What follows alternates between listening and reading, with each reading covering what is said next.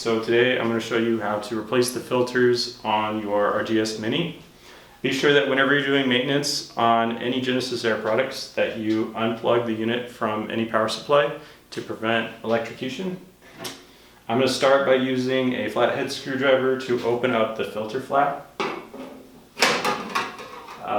The filter flap is held in by magnets. Next, we're going to take out the filter tray. Just grab onto the tray and pull it out, and it should slide easy. Inside you'll have your air filter and tray. The air filter is a 12-12-2, and you can purchase these from Genesis Air or any online filter companies.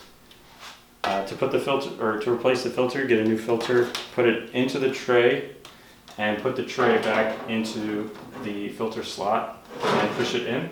Be sure that whenever you reinsert the filter, that the direction of airflow is going down. So these arrows on the top should be facing down.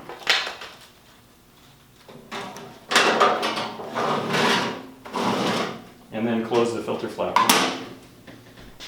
Next, you can turn on the unit and be sure that it works.